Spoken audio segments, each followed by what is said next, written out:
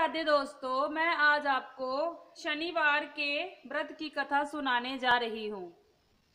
एक समय में स्वर्गलोक में सबसे बड़ा कौन के प्रश्न पर 9 ग्रहों में वाद विवाद हो गया। ये विवाद इतना बड़ा कि आपस में भयंकर युद्ध की स्थिति बन गई। निर्णय के लिए सभी देवता देवराज इंद्र के पास पहुंचे और बोले, हे देवराज, आपको निर्णय करना होगा कि हम में से सबसे बड़ा कौन है। देवताओं का प्रश्न सुन इंद्र उलझन में पड़ गए। फिर उन्होंने सभी को पृथ्वीलोक में उज्जैनी नगरी में राजा विक्रमादित्य के पास चलने का सुझाव दिया। उज्जैनी पहुंचकर जब देवताओं ने अपना प्रश्न राजा विक्रमादित्य से पूछा तो वह भी कुछ देर के लिए परेशान हो उठे, क्योंकि सभी देवता अपनी अपनी शक्तियों के कारण महान थे।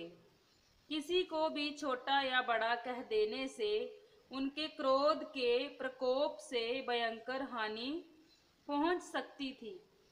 अचानक राजा विक्रमादित्य को एक उपाय सूझा और उन्होंने विभिन्न धातुओं सोना, चांदी, कांसा, तांबा, सीसा, रागा, जस्ता, अवक्र व लोहे के 9 आसन बनवाए।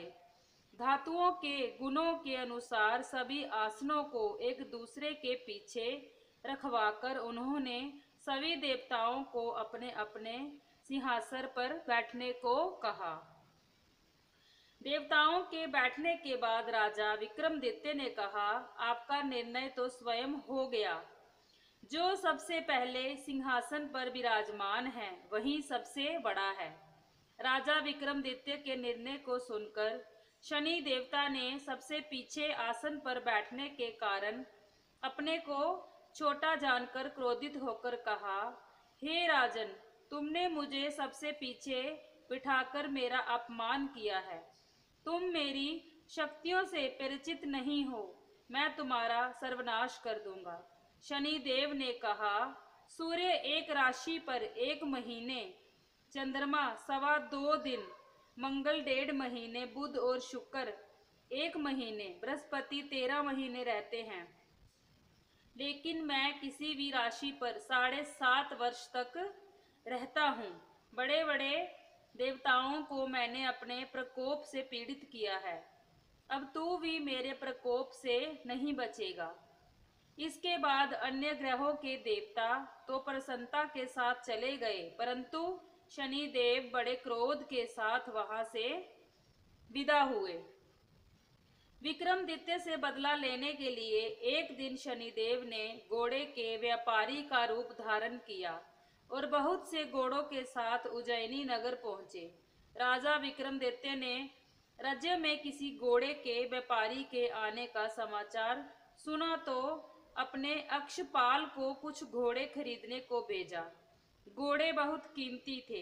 अक्षपाल ने जब वापस लौटकर इस बारे में राजा विक्रमादित्य को बताया तो वे खुद आकर एक सुंदर और शक्तिशाली घोड़ा पसंद किया। घोड़े की चाल देखने के लिए राजा जैसे ही उस घोड़े पर सवार हुए, वह बिजली की गति से दौड़ पड़ा। तेजी से दौड़ता हुआ घोड़ा राजा को दूर एक जंगल में ले गया और फिर वहां राजा को गिराकर गायब हो गया। राजा अपने नगर लौटने के लिए जंगल में भटकने लगा, पर उसे कोई रास्ता नहीं मिला। राजा को भूख प्यास लग आई। बहुत घूमने पर उसे एक चरवाहा मिला। राजा ने उससे पानी मांगा। पानी पीकर राजा ने उस चरवाहे को अपनी अंगूठी दे दी और उससे रास्ता पूछकर जंगल से निकलकर पास के नगर में चला गया।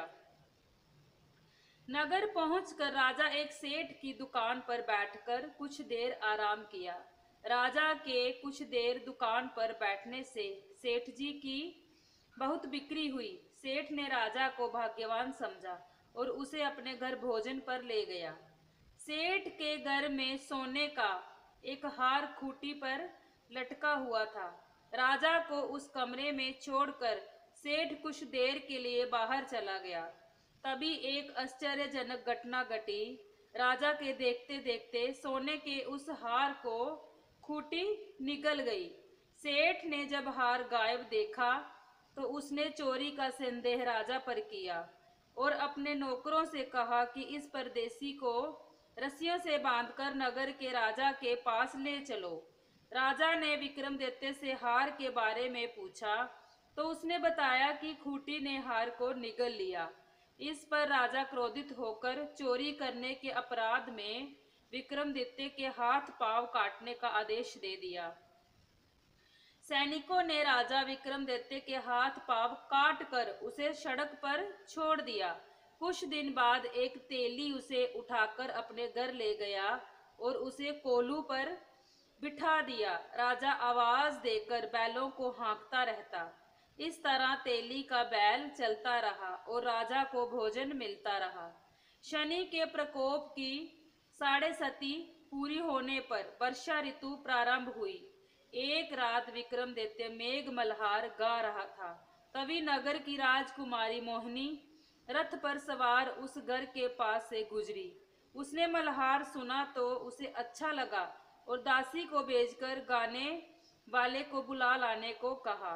दासी लौटकर राजकुमारी को अपंग राजा के बारे में सब कुछ बता दिया। राजकुमारी उसके मेघ मल्हार से बहुत मोहित हुई और सब कुछ जानते हुए भी उस अपंग राजा से विवाह करने का निश्चय कर लिया।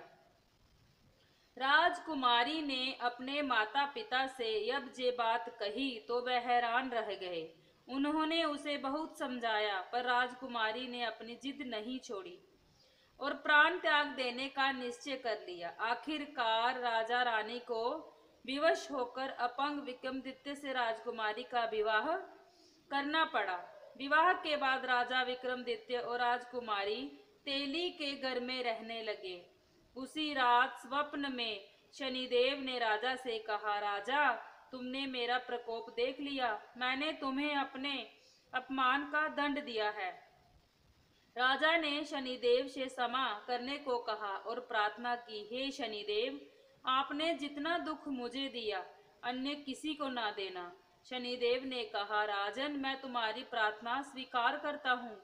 जो कोई स्त्री पुरुष मेरी पूजा करेगा, शनिवार को व्रत करके मेरी व्रत कथा सुनेगा, उस पर मेरी अनुकंपा बनी रहेगी। प्रातः काल राजा विक्रमादित्य की नींद खुली तो अपने हाथ पांव देखकर राजा को बहुत खुशी हुई। उसने मन ही मन शनिदेव को प्रणाम किया। राजकुमारी भी राजा के हाथ पांव सलामत देखकर आश्चर्य में डूब गई। तब राजा विक्रमादित्य ने अपना परिचय देते हुए शनिदेव के प्रकोप की सारी कहानी सुनाई। इधर सेठ को जब इस बात का पता चला तो दौड़ता हुआ तेली के घर पहुंचा और राजा के चरणों में गिरकर क्षमा याचना मांगने लगा। राजा ने उसे क्षमा कर दिया क्योंकि ये सब तो शनिदेव के प्रकोप के कारण हुआ था। सेठ राजा को अपने घर ले गया और उसे भोजन कराया। भोजन करते समय वहां एक आश्चर्य घटना घटी। सबके देखते देखते उस खूंटी ने हार उगल दिया। सेठ ने अपनी बेटी का विवाह भी राजा के साथ कर दिया और बहुत से स्वर्ण आभूषण धन देकर राजा को वहां से विदा किया। राजा विक्रमादित्य राजकुमारी मोहिनी और सेठ की बेटी के साथ उज्जैनी पहुंचे तो नगरवासियों ने हर्ष के साथ उनका स्वागत किया। अगले दिन राजा विक्रमादित्य ने पूरे राज्य में घोषणा कराई कि शनिदेव सब देवों में सर्वश्रेष्ठ हैं। प्रत्येक स्त्री पुरुष शनिवार को उनका व्रत करे और व्रत कथा अवश्य सुने। राजा विक्रमादित्य की घोषणा से शनिदेव बहुत प्रसन्न हुए।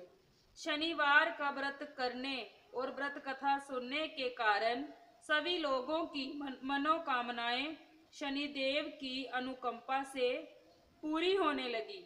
सभी लोग आनंद पूर्वक रहने लगे। बोलिए शनिदेव भगवान की जय।